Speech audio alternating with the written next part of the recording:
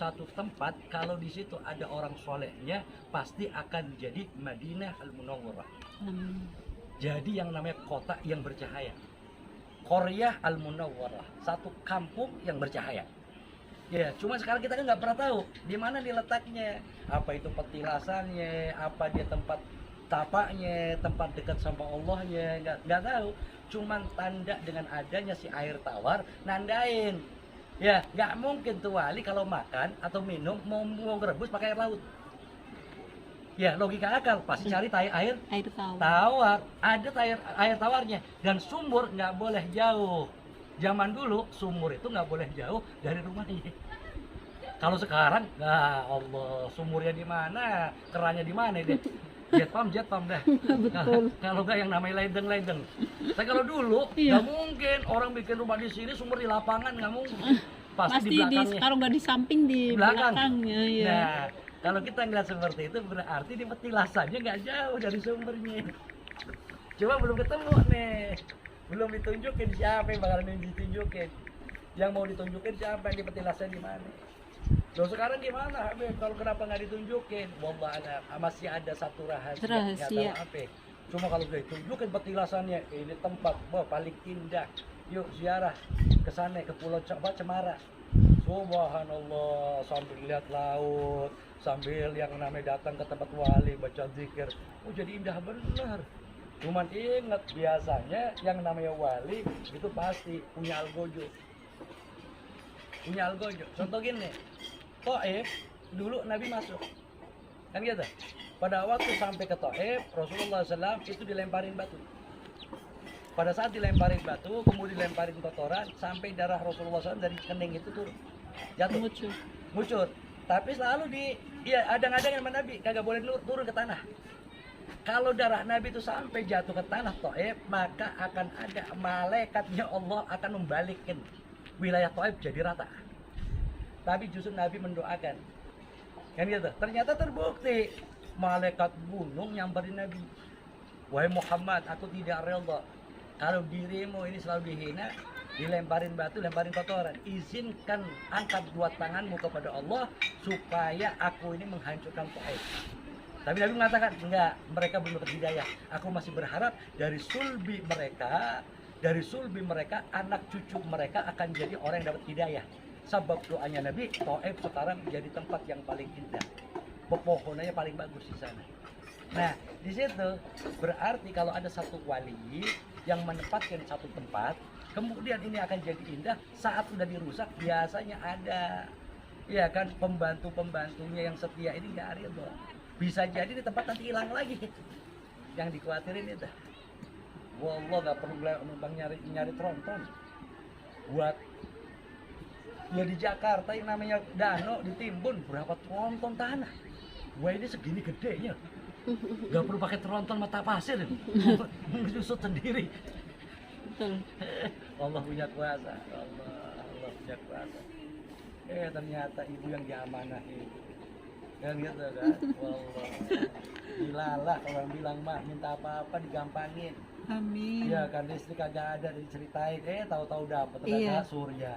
Iya, digampangin betul. Semuanya. Waktu itu kan baru pulau ini baru berjalan 1 tahun, jadi jalan aja kan masih setapak gitu yang kita lewati tadi, masih becek, masih apa namanya?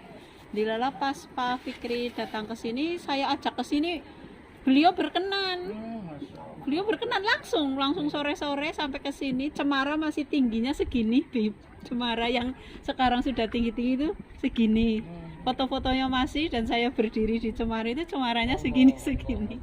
Langsung sama asistennya, catat ini kasih listrik solar cell tenaga surya di sini dan di dermaga 1. Produknya mau kayak gitu ya. Iya. Luar biasa digampangin semua. Amin. Ya sampai gelondongan kayu dikirim. Iya, betul. Ini yang berdiri. Pada muter-muter gitu. Iya. Masya Allah dikirim bener sama Allah Ta'ala. Terus itu yang kayu-kayu untuk itu semua itu kiriman. Bahkan dulu pernah ada itu kayu yang... kelapa, Bun? Kayu kelapa? Kayu kelapa bukan. itu bekas aduh ini. Itu juga kiriman. Oh iya, Kiriman dari itu. darat. Ya Allah, bentar lagi dikirim berkah mau ke Pela. Jadi dulu pernah ada yang apa ya berkunjung ke sini orang dari daerah mana ya saya lupa. Minta kayu itu mau dibeli ini, tapi kami nggak izinkan. Maksudnya biarlah dia menepinya di sini, berarti kami yang harus merawat gitu dan dimanfaatkan. Jadi subhanallah Bu ya, zaman sekarang ini ada orang suges. Ya nyari kayu aja kudu di sini. Padahal di sana banyak. Mau dibayarin lagi. Iya, katanya Ya kan? Ya ini Allah. unik kayak gitu loh, ini unik. Terus kami nggak izin. Iya, kalau tukang kayu ngeliatnya unik kayu. Tapi kalau orang Eropa, wallah, ini pulau unik. Yang ada nanti pulau bisa dibeli. Iya. Ya kalau dibeli sama orang Eropa, wallah kita datang ke sini katakan cupang. Jadi ini semua jadi apa? Bangunan-bangunan. Jadi maksiat tuh deh. Walinya nggak ridho. Ini udah pasti sini ada orang alim nih, ada orang soleh nih. Tapi nggak tahu di mana, belum tahu. Ada tempat udah kesampaian habaib, itu tempat pasti bakal berkah. Insyaallah, amin Ada amin. sumbernya di situ masalahnya gitu, nggak sembarangan Iya. dari habaib itu datang ke tempat tersebut. Insyaallah. Iya, amin. Makanya Insyaallah. luar biasa kedepannya nanti. Oke. Amin. Amin Ya. amin amin. Oh, jadi tadi menyambung cerita. Jadi sebelum kami membuka tempat ini, memang tempat ini kan sudah ada ya, cuma hamparan pasir, terus untuk singgah nelayan-nelayan kalau capek itu pada singgah di sini. Tapi pada saat kami membuka itu sampah itu di sini punya penuh lah dengan sampah. Waktu itu kami punya murid, punya anak-anak sekolah itu saya kerahkan untuk lomba. Jadi saya kasih door prize dan lain sebagainya itu pakainya dengan kegiatan yuk kita lomba mengumpulkan sampah yang paling banyak. Nah, kita bikin kelompok saya sama Astri. Jadi kami memang dari dulu sama Astri ini bikin acara lah di sini. Nanti yang kelompok yang mengumpulkan paling banyak, kemudian ada juara 1, juara 2, juara 3. Kami kasih inilah door prize dari kami beli buku, beli ini, jajan-jajan dan lain sebagainya. Pada saat upacara hari Senin di sekolah kami umumkan bahwa ini adalah anak-anak hebat yang ikut menyelamatkan lingkungan, padahal tujuan kami adalah untuk membersihkan ini. jadi di pulau ini waktu itu, dan alhamdulillah ini foto-fotonya masih ada yang sampahnya itu sampai segini ini. Nah, waktu itu kan ini hamparan pasir, kemudian di 2015 ini kami menanam bermacam-macam tanaman di sini. Jadi dari kelompok pelestari sumber daya alam menanam segala macam tanaman, karena pada saat itu kami diberi bantuan dari lingkungan hidup itu bermacam-macam tanaman. Jadi ada buah-buahan, ada ini, dan dilalah banyak cemara lautnya. Kemudian punya kita tanam sampai di ujung pulau sana.